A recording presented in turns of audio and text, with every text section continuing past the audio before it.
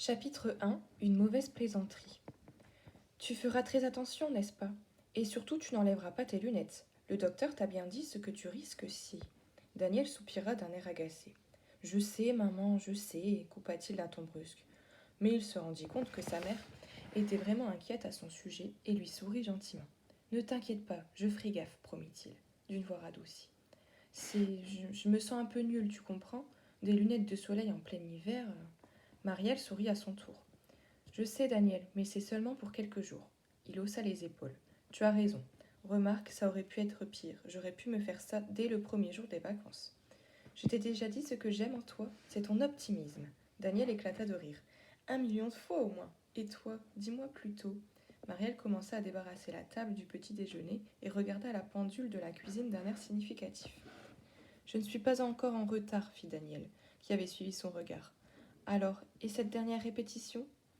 J'ai le trac, avoua Marielle. C'est très bon signe, déclara son fils d'un ton sentencieux. J'espère. File maintenant, sinon tu vas vraiment être en retard. Daniel se dépêcha d'avaler une dernière cuillerée de cornflakes et se leva. Tu seras génial, j'en suis sûre, dit-il en l'embrassant. Tu sais, je suis drôlement fière de toi. Tous les copains sont jaloux. Il sortit en courant. Marielle lui fit un petit signe du balcon, puis elle se prépara. La dernière répétition commençait plus tôt que d'habitude. La situation était intenable. L'homme savait que s'il n'agissait pas dès ce soir, tout serait découvert. Or, il n'avait pas du tout l'intention de terminer ses jours en prison. Il avait amassé un magot confortable, très confortable, et il voulait en profiter le plus longtemps possible. Il avait tout prévu, sa fuite, son refuge. Personne ne pourrait jamais rien prouver contre lui. Personne, mis à part ce crétin de Franval, qui avait eu la mauvaise idée de s'intéresser à certaines transactions. Jamais il n'aurait dû s'en occuper. Sa seule tâche, c'était de remettre en route ce fichu ordinateur qui avait eu la mauvaise idée de tomber en panne, avec la disquette coincée dedans. Machinalement, Franval avait regardé l'écran une fois l'ordinateur réparé pour vérifier si tout allait bien et si rien ne s'était effacé.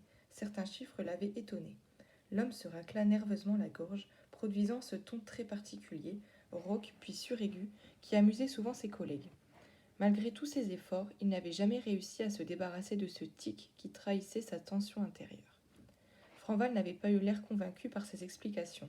L'homme se doutait qu'il finirait par parler, demander conseil à quelqu'un, ou pire, comprendre et aller voir le grand patron. Alors tout serait découvert et il serait arrêté. Tous ces longs mois de préparation pour couvrir sa fuite n'auraient servi à rien. L'homme se racla à nouveau la gorge. Sa décision était prise, Franval devait disparaître. Comme Daniel l'avait prévu, ses copains se moquèrent de lui en le voyant arborer de splendides lunettes de soleil par un temps grisâtre et les garder en classe. Il dut répéter 20 fois, sinon plus, qu'il s'était brûlé les yeux au ski le dernier jour. Il s'était rendu compte en haut des pistes qu'il avait oublié ses lunettes et il n'avait pas voulu renoncer à une seule minute de ski. La fragilité de ses yeux gris clairs et la réverbération de la neige avaient eu raison de son obstination. Il s'était retrouvé au poste du secours à la fin de la journée, ses yeux le brûlaient comme des châtaignes plongées dans le feu de cheminée. Le médecin de garde l'avait soulagé avec des compresses humides posées sur ses paupières gonflées et lui avait prescrit un collyre. Il lui avait ensuite passé un savon, le traitant d'inconscient et de petit imbécile. D'après lui, Daniel avait eu de la chance de ne pas s'être rendu définitivement aveugle. Il lui avait fait jurer de ne pas quitter ses lunettes de soleil pendant quelques jours. Remarque, ça fait chic, dit Aurélia. Maintenant que ta mère va être célèbre, il te faudra bien ça pour passer incognito. Daniel eut un petit rire. Je les lui donnerai dès que je serai guéri. C'est elle qui devra passer incognito, pas moi, tu confonds. En fait, il en avait rougi de plaisir. Jusqu'ici, sa mère n'avait tourné que des spots de pub pour des machines à laver ou d'autres produits tout aussi excitants. Elle avait aussi décroché quelques petits rôles dans des films ou des pièces de théâtre à maigre budget. Et un jour, au cours d'un casting, un metteur en scène l'avait choisi pour un premier rôle. Ce soir, c'était la première de la pièce devant le tout Paris des critiques et des célébrités. C'est des blagues ce qu'il raconte, tonton Bib, dit brusquement Julien. On ne peut pas devenir aveugle tout d'un coup à cause de la lumière.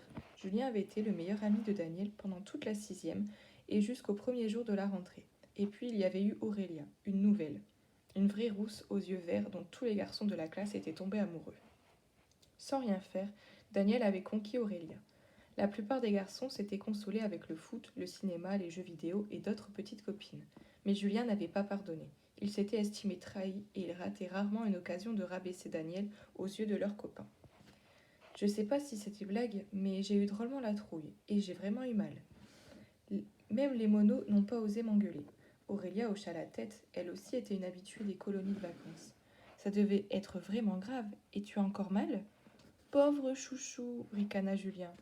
Daniel retint le juron qui lui venait aux lèvres. Il avait tout tenté pour regagner l'amitié de Julien, sauf lui laisser Aurélia, bien sûr.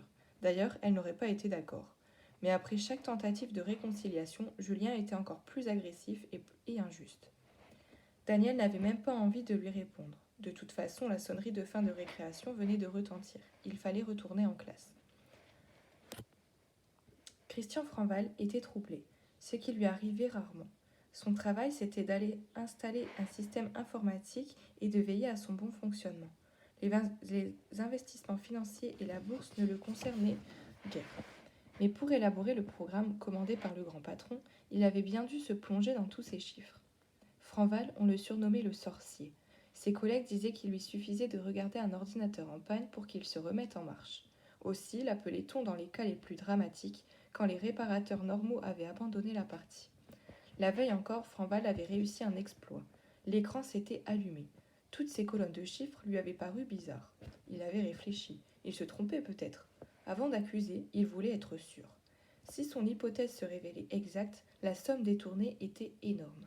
Franval se donna encore la fin de la journée et la nuit pour réfléchir. C'est parfait. Si ce soir tu es aussi génial que ça, ma chérie, je te prédis un Molière, s'exclama Jacques Martial. Marielle rougit de plaisir. D'habitude, le metteur en scène avait été avare de compliments. Puis elle eut encore plus peur et se dit qu'elle ne survivrait pas à la première. Plus qu'une heure de cours, Daniel se sentait fatigué. Ses yeux le piquaient terriblement et il avait hâte d'être chez lui, au calme. Il était aussi impatient de savoir comment s'était passée la dernière répétition de sa mère et de lui prodiguer d'ultimes encouragements. Ça va demanda Aurélia d'un ton inquiet. Daniel la rassura. Super. Et puis, Larcher a promis de nous passer un bout de film. On sera dans le noir, ça me fera du bien. Larcher était un professeur d'histoire passionné de cinéma. Dès qu'il pouvait illustrer un cours par un extrait de film, il monopolisait le magnétoscope au grand plaisir de ses élèves. Vous allez donc assister à la course de Ben Hur, annonça-t-il. L'écran de la télévision s'alluma. Quand j'irai mieux, tu viendras voir Last Action Hero demanda Daniel en ôtant ses lunettes dans la pénombre. Il le repasse en ce moment. Il avait adoré ce film. Il y avait déjà traîné sa mère et la plupart de ses amis, sauf Aurélia qui n'aimait pas Schwarzenegger. Bon, d'accord, souffla Aurélia. Mais c'est... La ferme fit la voix agacée de Julien juste derrière eux. Il était en colère contre Daniel qui venait encore de lui voler la vedette. Déjà ce matin, quand tout le monde parlait de ses cadeaux de Noël, Daniel était arrivé avec ses lunettes de soleil et sa minable conjonctivite. Du coup, Julien n'avait pas pu montrer l'appareil photo qu'il avait reçu et dont il était particulièrement fier. Et voilà qu'il avait fini par convaincre Aurélia d'aller voir ce fichu film. C'était beaucoup pour une seule journée. Julien eut soudain une excellente idée. Il extirpa son appareil photo de son cartable. Il y avait un flash incorporé. « Daniel » fit Julien. Daniel se retourna. Julien appuya sur le déclic et le flash brilla dans l'obscurité.